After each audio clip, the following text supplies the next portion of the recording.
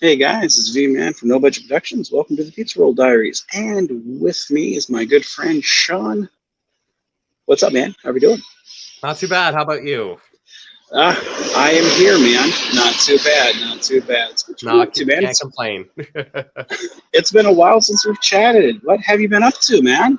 uh really nothing much. Working on a few scripts right now. Hopefully a couple of those should be out this year. Last year was a bit of a how do I say it? A kerfuffle, to say the least. But we I've gotten back into a place of, I'm back to making stuff, which is really good. It's good to get the YouTube channel, my channel, back in a good place of making content that I'm gonna enjoy, and saying to hell with, well, not to hell with the rest of the people, but it's like, really, if it, once you create stuff that like you yourself like, especially in the editing process, which can be really drawn out, you really end up uploading something that you're really proud of. So that's kind of helped me create some really interesting stuff as of late. And yeah, I'm really looking forward to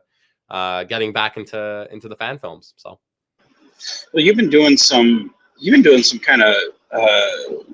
I saw a Spider-Man thing you were working on a while ago, wasn't it?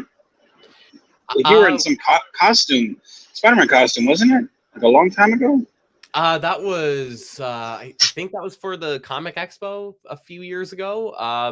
Yeah, I regularly do that, and it's actually like a month away from the basically Comic Expo, Comic Con, that sort of thing, coming to Calgary every year. So that's Is what that I something you do? Is that something you do every year, or it's something I do every year at this point. It's like it, kids love it. It's I get lots of looks, so it's really nice to be in the suit. And then special occasions too. Like I know Sony is going to be re-releasing pretty much the entire anthology of their Spider-Man films in theaters to celebrate their 100th anniversary. So, not saying I'm going to see absolutely every film, because I do have a life, but if I can sneak into like Spider-Man 2, or if I can sneak into No Way Home or something like that in the suit, I absolutely will. So now which one of your favorite,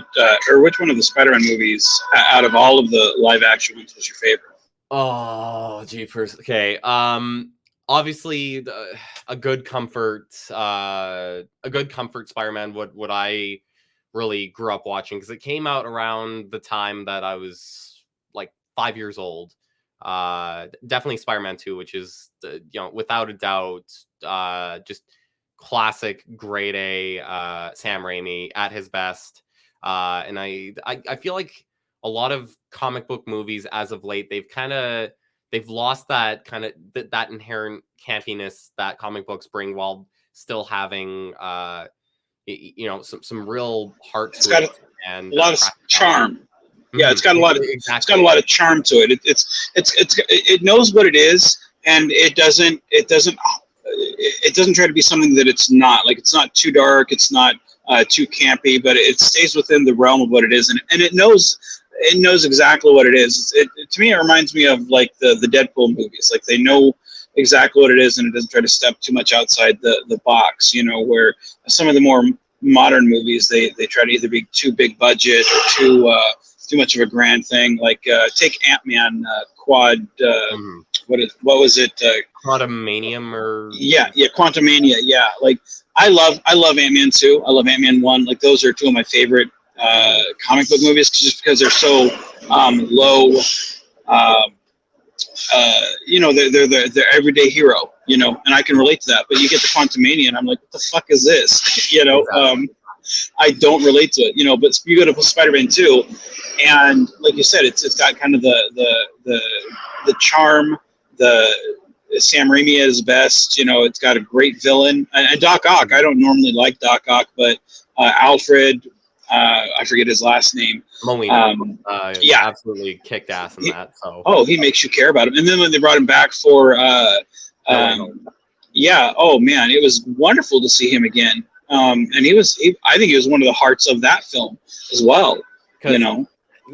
I always look back at No Way Home. Well, because first, what I like about Spider-Man 2 is that like for once, like that entire trilogy, it wasn't focused on trying to and it but back in like 2012 you get shot for saying this. It wasn't focused on building a cinematic universe, but I feel like audiences have really gotten sick of that at this point now that Endgame's done and Marvel is really struggling to trudge along. So it's nice that you can watch Spider-Man 2 and not have to really worry about anything. You don't even really have to see the first film. It gives you kind of a rundown in the credits, so that's nice. But when it comes to No Way Home, I'm always gonna have just this association because like I went to see it on premiere day, December, what was it, 16th of 2021. I remember that day it was like minus 40 out, and naturally I insisted on wearing the Spider-Man suit. Skin tight spandex in a complete blizzard. I was like, no, I'm making my way to the cinema. So I get there. I plop down, full house. There's other kids in their Spider-Man suits too. It was cool to connect with them and whatnot. And then they try and get the movie playing, and it's just sound. Like there's no visual whatsoever, and everyone's kind of freaking out. Okay, what's going on? Theater plunges into darkness. They're trying to reboot this. They're like trying to get it back going. 15 minutes later, it comes back on, but it's the 3D copy, and we were no one sees 3D movies anymore. So everyone's like, come on, Kate, we want to see red and blue, not this red and blue. So they had to dial that back, and then finally after we got to a certain point where they showed like the proper version, we were like, yay, no more issues. So and then I relate seeing No Way Home a lot like there's this Tommy Wiseau movie called The Room. It's often regarded as like the worst film of all time. But the appeal of that movie is that you can go to a screening of it and it's audience participation. It was really weird going to like a brand new like MCU movie and having so much audience participation. Like you see Charlie Cox's Daredevil, everyone is like, "Oh my, no, he's actually here. It's not a rumor." And then you see Alfred Molina, you see Green Goblin, you see all of that, and then the film hits its low point, killing Aunt May, and then as soon as Ned starts doing Doctor Strange magic stuff, and you get this little glimpse of Andrew Garfield's Spider-Man, everyone in the theater, like I swear, they were like meerkats going, no, no, wait, no, no, no, and you see him more, and you see him come closer to the camera. Everyone's screaming at this point, go, no way, no, and he jumps through the portal, rips the mask off. There was popcorn flying in the air. You couldn't even hear what anyone was saying in this movie, and it's funny because Marvel obviously knew this was going to happen. Because if you watch No Way Home without that crowd interaction, there's quite a bit of awkward silence because they really it was kind of like it's like watching a sitcom where there's no laugh track. Yeah, no uh, laugh track, right? Yeah, they exactly. anticipated what was going to happen. They knew their audience, and they played to it well. So from there, it wasn't even a movie at that point. It was like a concert. It was an absolutely unreal experience. So yeah, like No Way Home's always gonna have a special place in my heart. It's probably the best theater experience I've ever went to. Yeah, I think for me, the I think Endgame and No Way Home. I think those were two. I think those were like the great place to end it because I think we're kind of. I think you're right. I think we've kind of ended the. Um, I think we've kind of ended where like the cinematic universe is kind of where it feels cohesive. It Mhm. doesn't feel cohesive much anymore. I mean, everything's still connected technically, but it doesn't feel like it. Where back in the day, everything it felt like you wanted to watch the next thing that came by. You know what I mean? Mhm. And Uh, it's rule of threes as well. Just like I like how the MCU it was very much like a three phase structure. Like you're adding more and more on that. It really is filler. I feel like uh you know, the studios just don't know when to stop nowadays. And then you look Yeah. at Sony's strategy of, yeah, we're gonna do Spider-Man minus Spider-Man. Yeah. It's like, okay, you're not Jim Davis. You're not doing Garfield minus Garfield. You can't do that. Like it's. I haven't seen Madam Web yet, but God, I can't wait to see it so I can roast the ever living hell out of it. I was actually looking forward to, like, even knowing that it probably wasn't going to be any good, Mhm. and knowing that once reactions started coming out and knowing that it was negative, I still wanted to see it, but it's now gotten to the point where it's so, because I don't really care about what most people think. I mean, hell, I still like Batman and Robin. Granted, it's because Mhm. Royce likes it, you know. But it does get to a point where you do have to separate. I can enjoy a bad movie for being a bad movie, and I know what this is, and then looking at something and going, why do you keep making bad movies? I mean, look at Morbius. Look Mhm. at a lot of these movies that they keep putting out that nobody really is asked for, that nobody really wants. And instead of Mhm. giving the audience what they're looking for and compromising on certain things and saying, we could make more money here, and this would be satisfying for the audiences on every level, well, and you know, we can make more profit here, and with something nobody wants, or that's going to get bashed by the consumer. And that's what they don't look at us as. They look at us as just a pocketbook, and you know, idiots is what they see us as, instead of what we really are, which is a consumer. And we're highly And intelligent because we're talking to each other online all the time, and they have to know, but yet they still keep making the same mistake over and over and over. And it's like, if they were to look at, hey, when you did No Way Home, look at what the reception was to that. Stop trying to go create your own cinematic shit. Play fair, and take a bigger, you know, maybe a smaller chunk, but it's a more stable pie per se. You know what I mean? exactly. And I feel like it's only going to get worse, because like I very very vividly see these studios writing their scripts with AI, Yeah. completely generating movies through AI, because they genuinely think their audience is stupid. I think Yeah. it was really uh intriguing to see Dakota Johnson come out and be like, um audiences aren't stupid. Kind of hinting that Madam Web very well might have been a casualty to this sort of AI process. Which, by the way, I feel like Dakota Johnson really has hit a breaking point of being in freaking every bad movie for the past 10 years. Like I'm sure she's got flashbacks from 50 Shades, and it's like, hey, now you're in a superhero movie. We swear it's going to be good. We swear it's going to be just like 2015 all over. No, it isn't. It really isn't. It's a complete dead fad, just like how 50 Shades was a dead fad of trying to capture the Twilight thing. Like I feel like these companies, these studios really are behind with that, especially Sony, and it sucks because like they are making good stuff. You look at Spider-Verse, so Yeah. yeah. Well, the thing is, like, it costs way too much to go to the movies. I mean, it costs here, I think it's like 14, $15 a ticket, Lucky. and then it you know, for popcorn, I think it's like $11 for a tub of popcorn, and for soda, it's like $9 for a drink, and it's like, my God, how much is carbonated water and syrup? You know, nowadays the experience is just crap. Like you go into the theater, the floor is all sticky, and then there's that one kid that every 5 seconds, mommy, what's happening? Mommy, what's happening? Like, yeah, hey, how about you take the kid out, shove an iPad in its face, because mom, that's frankly all you're good at nowadays. Get the kids out of the freaking theater if they're gonna be doing that. It drives me absolutely bonkers. Like, there's no reason to go to a movie theater. There really isn't.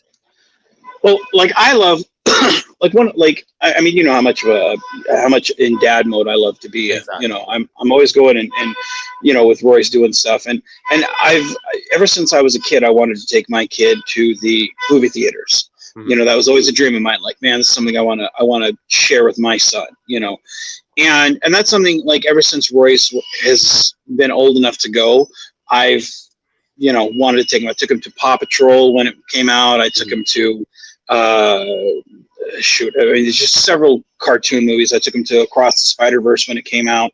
Yeah. Like every chance I got, I took him to a movie. Now he appreciates getting to go. But he is one of the few kids that I actually see going. Usually it's people older like I am. Like we saw Super Mario Brothers, he loved it. But it is getting to the point now where people really want to just sit at home and stream. And I can't say that I blame them. And you have to kind of wonder. I mean, take Section 31 movie, for instance. Like they're making the streaming movie for Section 31. And I think that's really kind of the testing ground for CBS/Paramount to see, okay, do we want to do another live action, big budget Star Trek movie, or do we want to just kind of make smaller movies for the streaming service and see how this goes? It really is another development in because I call it Schrodinger's Star Trek 4 because it's been on again, off again. Will it happen? Will it not? So it could very much be a testing ground for it. Having heard rumors about it, I'm expecting all kinds of retconning. As soon as I heard that it's going to be a prequel, like going even like past like backwards from like 2233, I'm expecting them to really pull some Calvin timeline shenanigans where it wouldn't make sense because like that Calvin timeline was created in 2233, so everything before that should be the same as the prime timeline. So I'm very much expecting them to go, oh hey, we got, and they were already starting to do it in Star Trek Beyond, like going, hey, this is the USS Franklin. It was the first ship capable of warp 4, and it's like, how come that looks a lot nicer and more sophisticated than the NX-01 Enterprise that could go warp 5? Yeah. And that, well, and that's the thing. Like I never, like I had the same problem when I watched that. I was like, wait a second, these things don't line up, you know. And I actually have a video coming out on a future show that I'm doing called Geeky AF, where I discuss inconsistencies. Like, and one of the things that I discuss is Khan, and did Star Trek Into Darkness go too far with using Khan? And the explanation that they give in the movie, like they don't really give any explanation, and they delve into some of it in the comic book. And the way I've always felt, and not to go too much into that show, but as if you're going to do something that is questionable for a somewhat retcon, which as us nitpicking fans, we're going to look at that and go, that looks nothing like Ricardo Montalban. And if this happened before the time jump or the time change, you have to explain that. And I know that if it happens in a comic book, that doesn't count, because if it doesn't happen on screen for your movie, it has to be self-contained.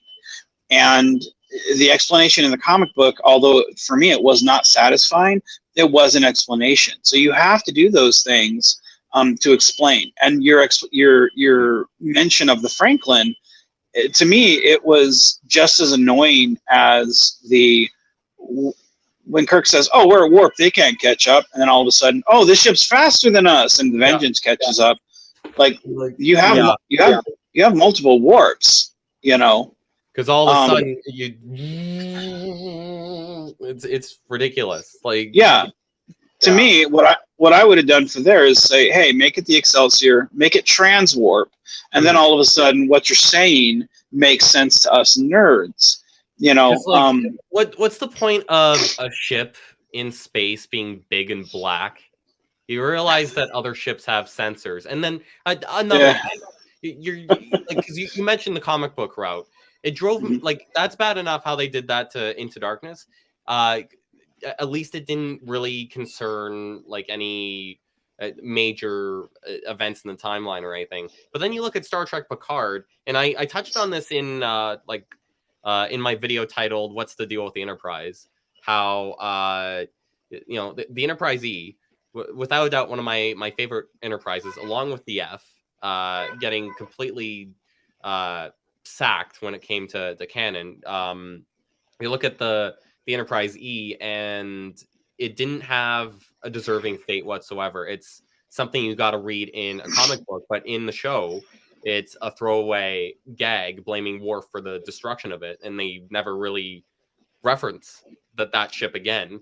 And then you look at the Enterprise F. You're gonna put it in a 30-second shot. Yes, I know you're paying tribute to there's a designer for Star Trek Online named Thomas who helped really remaster that ship, and it was designed by a fan. It's beloved in the game. It has its own canon in the game that stretches back, like it was in the Iconian War. It was in a sense of Deep Space Nine. It was involved in a lot of stuff. Captained by an Andorian captain, and you're gonna take all of that, throw it in the garbage, and say, "Hey, so it's 23 or 25, whatever date it is now, 2401, and Yeah, 2401. Yeah, it's being retired. It's like it's a brand new Odyssey class ship. What are you? Yeah, I wasn't. That was one of my that was one of my few nitpicks about Picard season 3. I loved yeah, I mean you're one of the few people you've read the script to Constar, the motion picture, and that was Picard season 3 was my inspiration for making the father-son film with me and Royce and coming back and I loved Picard season 3. I cannot stress that enough. However,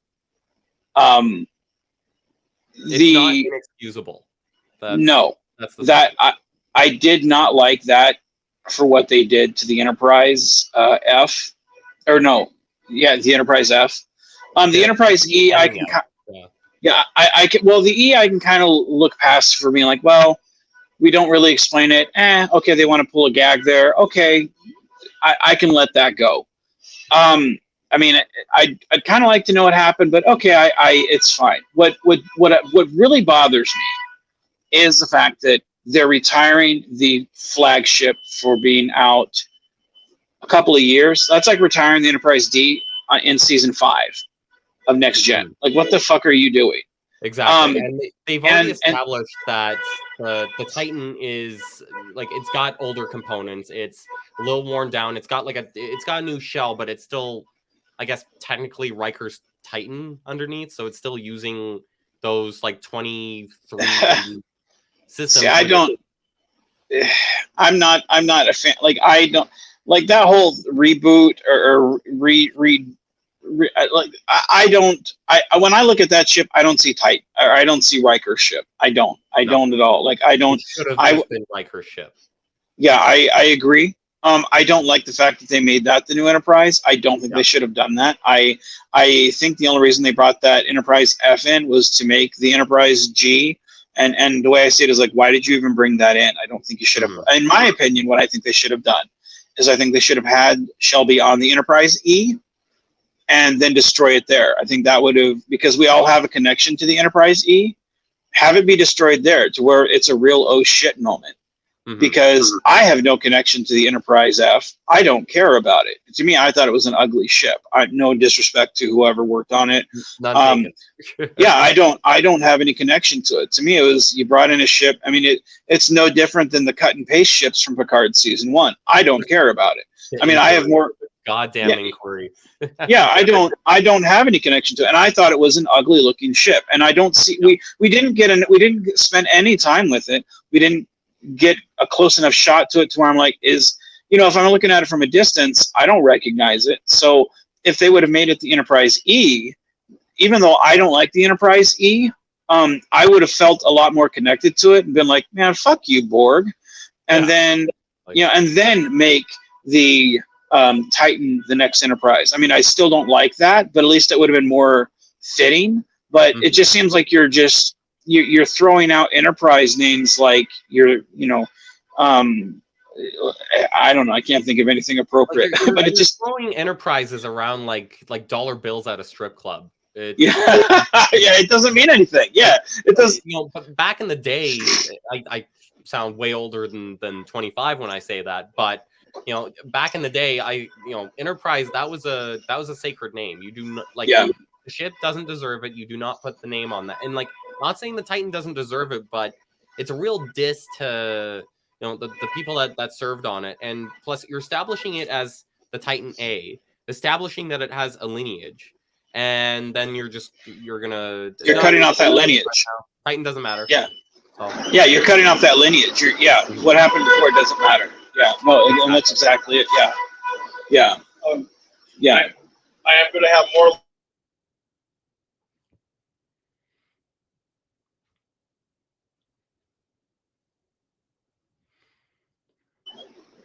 Go ahead. No, that's okay. Duty calls. Yeah. So, granted, I am looking forward to Star Trek Legacy or whatever they're gonna call it, which is interesting because that's also the title of one of my favorite Star Trek video games. So, seven's gonna be a great captain. What do you think about what do you think about Star Trek Discovery season 5? I wish I said I wish I could say I care. Yeah. That really is the sad thing. I was really optimistic about season 3 because I was like I was hesitant to give that a chance. Really liked how that was developing, but then you're gonna end it with the whole burn that they've been mentioning over and over and over again. Like, God, if I have weird flashbacks of Michael Burnham saying, "We got to figure out what happened with the burn." So the thing that got me on the burn was you had this great mystery, and then how they ended that mystery. I was like, man, fuck that. Yeah, and I was not. I didn't like that. And I have a video with that coming out on Geeky AF. So if you want to hear my thoughts on that, guys, tune in. Not to self plug here. I feel like your show has turned into like 50 cheap plugs for my own show. But take it. And so I felt like my ass was chapped with the end of season 3. So going into season 4, I was like, well, maybe it'll get better. Like everything's established. Let's delve into it. And I felt like season 4 was like all over the place. It wasn't as bad as Picard season 2, but it was really fucking slow, and it did a lot of nothing. That's a sad world that we live in when Picard season 2 and like you read about the synopsis of Picard season 2 and it's like, oh my God, Q's back, an entire season with Q, and then there's this Confederate timeline one. Yeah. It sounds cool for that to be like rock bottom. Dude, the first 2 episodes, and I'll argue that Picard season 2, the first 2 episodes, fucking great. Outside that, it's all over the place, and you're like, what are we doing? Like, you got Borg in the past, and you got Picard acting like Rambo, and then he's running underneath the city or his house looking for a key, and the key was there the whole time, and then we got hugs galore, and Rios is in the past, and we're going to leave him there because it's okay, and fuck everybody. I don't give a shit. And then you got Girardi singing, and the Borg took her over, and she's in the future now, and it's like the whole thing is just like 10 hours of my time that I can't get back, and I feel cheated, like Picard season 3 and I would say even Discovery season 4, those make me much rather want to watch like the freaking Ghost Candle episode of TNG on loop, or A Night in Sick Bay, the one where like Arthur's dog is in a giant jar of goo, and then they keep referencing how much he really wants to have sex with his first off. I'd rather watch Masks, that episode in season 7 where Data.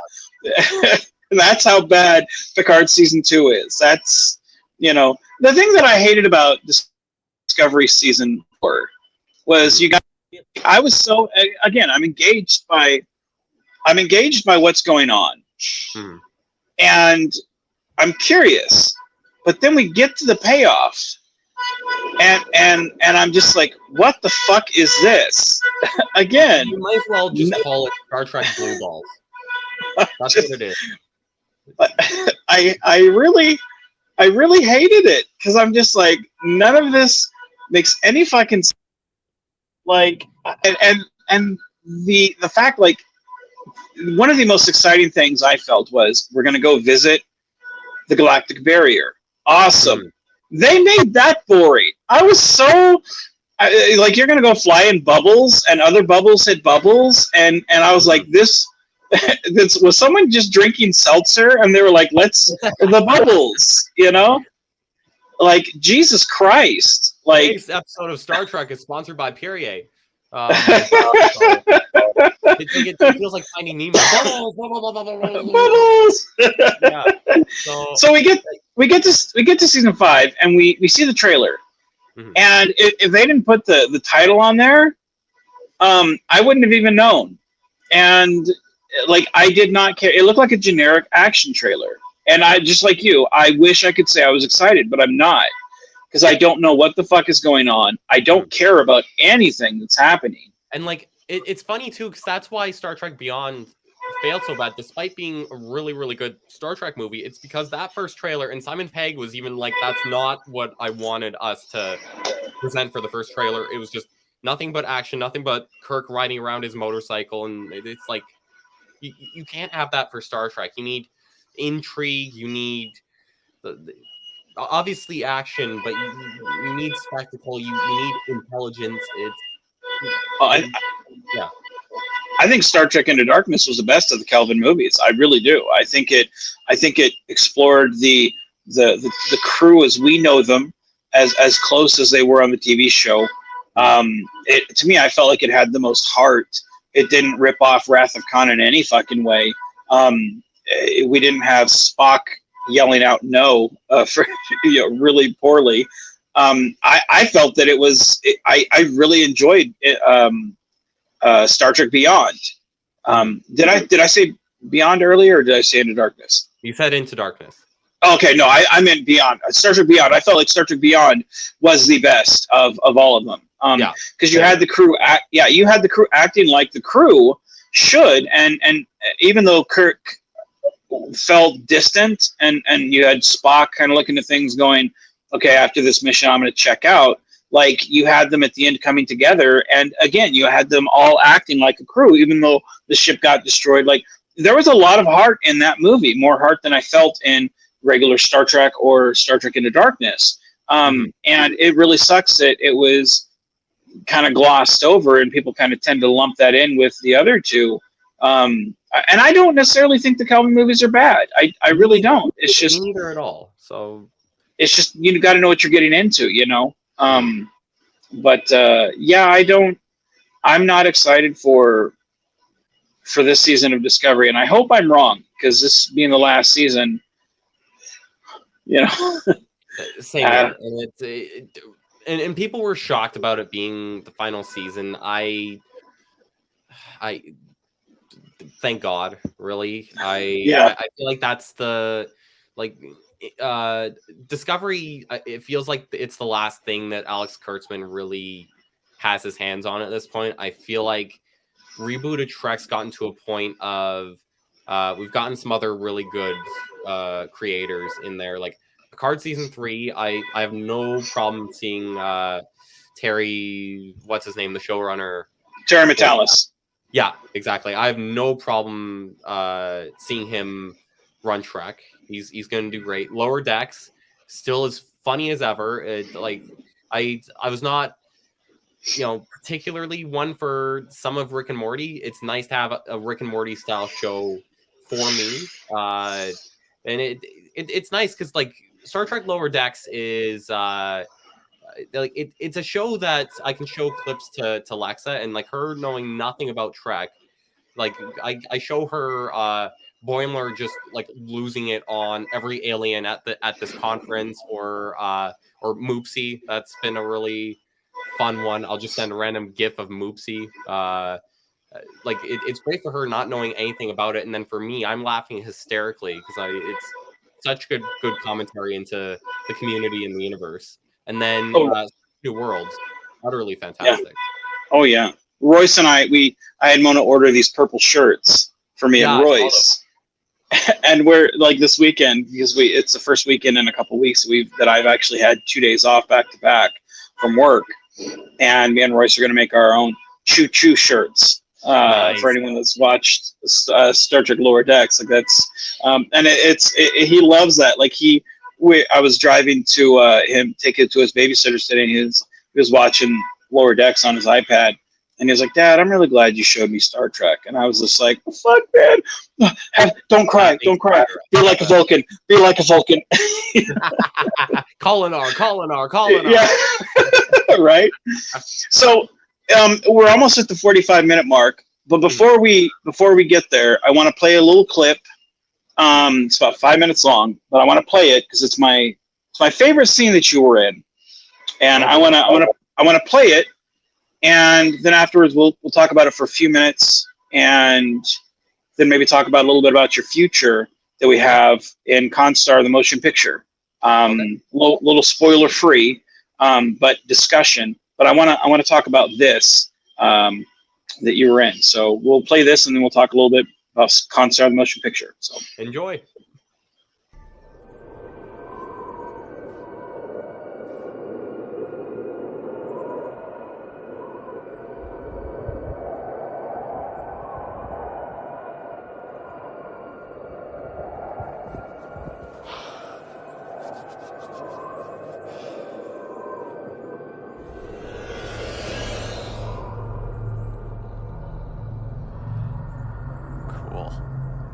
You do not belong here. The end of days was avoided, and yet your kind still finds a way to destroy yourselves. I'm looking for Varen Frost. I am Varen Frost. What you seek is not here, and what you will leave with will not satisfy you. Let me be the judge of that, sir. I'm looking for a friend of mine. Yes, I know of Eobard Menard. Hunter Menard. He has many names, but one face. You all do. Many lifetimes overlapping. Which one is it you seek? At what point do you seek? I'm not sure I follow what you're saying.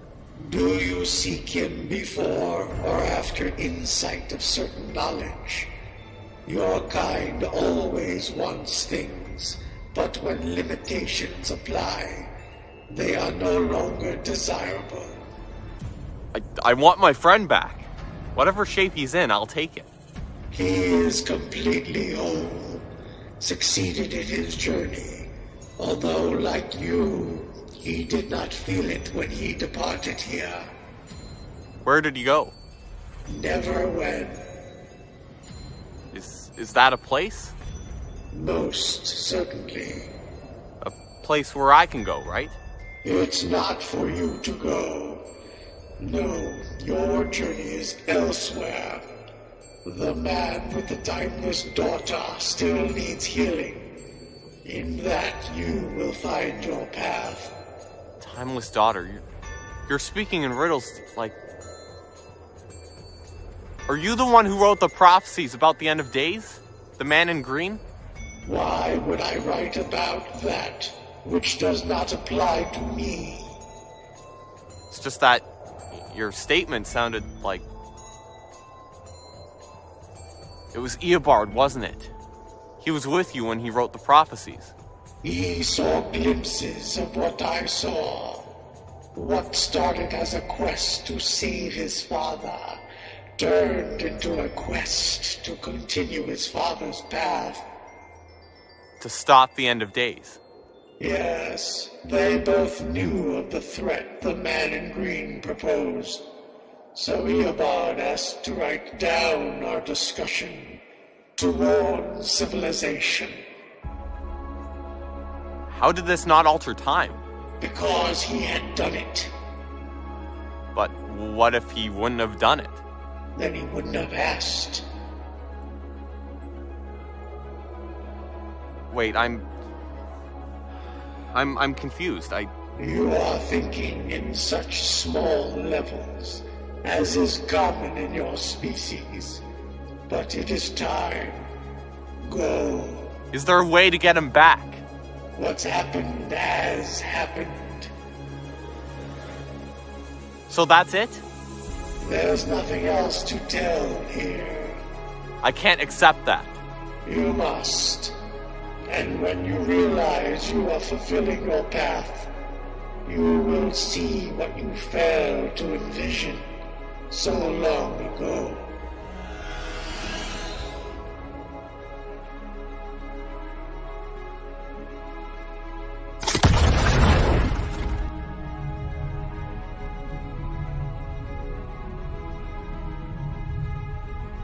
Captain, are you ready to beam down? Are you saying I haven't beamed down yet, Mr. Levi? No, sir. We just arrived in orbit and are awaiting your transport.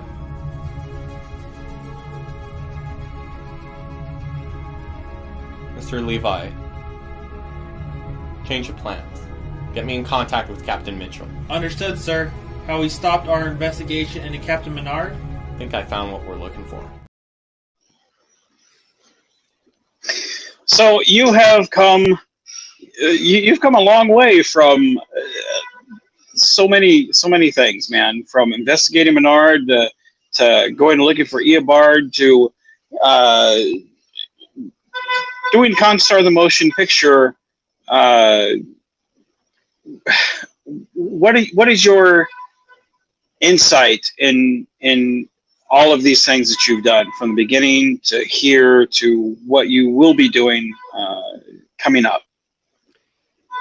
You know, I'm really proud of the character. I was not ever envisioning for me to get like so attached to a character and also find Sanders so cathartic in a weird way. 'Cause like there are a lot of times in public where like I out of a weird defense, like if I need to be a dick, if I need to be aggressive, if I need to be even confident, there is a little bit of Sanders in there. So it's really helped me Sean develop a lot of confidence into myself, sort of tap into that well. And I'm really happy that people have responded so well to him, like especially with the content that I've written for Sanders as well, like for memes to be spread of his freaking chair.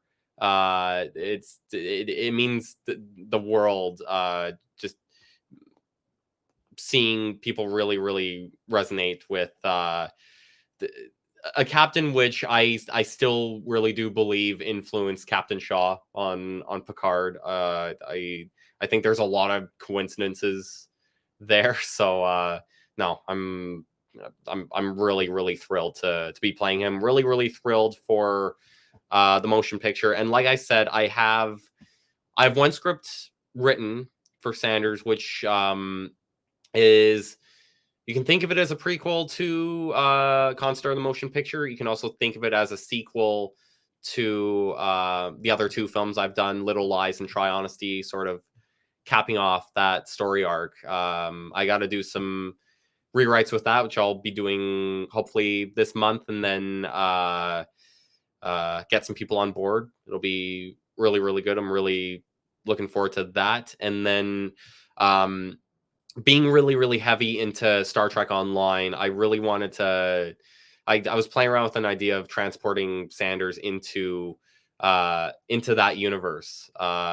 So using like actual in-game footage, because now in the console version of the game, you can turn off the HUD and manually kind of control the camera to get certain shots. So like there'll be actual ships, and I've actually decided, because like I have like my own ships in that game with their own names, their own lore, and I think it would be cool to be able to almost establish some of myself into Constar in an alternate dimension, alternate timeline kind of way with Star Trek Online, and also to do something with a game that I really love, a game that's experiencing a lot of inner turmoil company-wise right now, with everything going on with Embracer and Deca and stuff like that. Just show, hey, you know what, this is, at least for me, really the premier Trek experience, especially with all the story content from Trek actors. I know the latest episode, Harry Kim was in it, Dax was in it, taking on the Borg Kingdom, which are Terran Borg, which are freaking amazing to fight in the game. So no, really looking forward to the future, the motion picture, and everything in between. Well, that's part of the beauty of your character is that he's connected to the family, but yet he's outside and he kind of does his own thing. Like take the film Unsteady. Like Mitchell calls out to you, and then you're off to the adventure, you know. And then when the story's over, you're off to the next thing, you know. And Constar the motion picture, for those that don't know, and you'll find out, like it doesn't heavily have Sanders in it, but Sanders is a big part of the film. The film, I mean, it poses a lot of questions that when we look at Sanders, we're like, what do we do? You know, and yeah. I think with what you have coming up with your story, which, as you said, is kind of a prequel to the motion picture, and a sequel to your other films, and the way you've discussed with me, it blends them very nicely. Which was why I wrote the thing the way I wanted to, is because I wanted to respect what you had in mind for your character, because he is your character, and I've always tried to be that way with the actors that are in the Constar films. Is, you know, the characters that you guys play, they may be, you know, Constar characters, but they're your characters, you know, and what you guys have in mind. I always tried to respect those things, but Constar the motion picture does not work if your storyline's not there, you know. And so we try to resolve the motion picture in a way that gives you the freedom to do like what you're talking about with, hey, let's see Sanders in now another dimension and get to go play in another sandbox, you know. And I'm excited to see what you have in store for that, you know, because I love getting to kind of talk turkey with you and be like, hey, what do you think about, you know, what do you got on next on the horizon, Sean? Because I like watching it as a fan. You know, when I see you online and playing the Star Trek games, I'm like, yay, you know, because I have no idea what any of that shit is. I'm like, I couldn't do that shit, you know. But you're very creative as an actor and as a game guy, and just whatever you bring to the table, whatever you're working on, it's always smart. And you know, it's very creative. So I love that. I love getting to work with you on whatever we're doing. So I try my best. I figured I'll give a little bit of a teaser, just a little bit, for those who are curious as to what I am writing in terms of that Sanders story. The Star Trek Online one hasn't, like, I have a rough outline, hasn't been written, but the sequel, the finale to the Little Lies Try Honesty trilogy, as I call it, I need to figure out a name for it. Sanders is going through a mental health crisis with his lack of paradoxin and his deteriorating mental state. And Tesla, in the meantime, has gone missing. So dum. Yeah, no, I can't wait to see it shot, and I can't wait to see the people's reaction, because like again, the way everything just flows. I mean, it's just this leads to this leads to. I mean, it's just again, it's on the tip of my tongue. Like, I just want to spoil it for everybody and be like, tune in, you know. But honestly, all of you guys, like when these stories come out, you guys are in for a treat. So if you guys have followed these characters for any amount of time, you're in for a treat. And there's going to be some jolts there that you may not see coming. So prepare yourself, you know. But there's good and bad. So there's going to be a lot of dark moments, but I've been sure to throw in as much humor as I can to try and soften that. But at the end of the day, you're going to be shocked. You really are. Yeah. Well, I think that's something you and I do pretty well at, is balancing it out and delivering the good and the bad, you know. And your stories, I really love the fact that it really, especially that last one, it was the Twilight Zone moment where you're looking at it from one perspective, and then all of a sudden you flip the scales and you're like, shit, man, now I got to go back and watch this again. And what did I just watch? You know, you're very crafty on your writing. So I can't wait to see how this one unfolds. So, but anyway, that being said, the only thing I have to say, man, is the next time you're in a spandex Spider-Man suit gallivanting around, you're gonna have me to compete with you because we're gonna have to have a costume contest, and you know, maybe let's do it. Get Royce in there, yeah, we'll be there you go. But I'm Spider-Gwen. That's the only thing I can say. You know, it's there we go. Yeah. there we go. There we go. There we go. So, all right. So that being said, everybody at home, thank you for tuning in. Sean, thank you for joining us. With that being Thank said, you very much for having me again, and I'm looking forward to being on next. And stay tuned for the next film, which shall be called "Kill All Your Friends." Absolutely. Be genuine, be safe, and keep on geeking on, guys. Let's do it.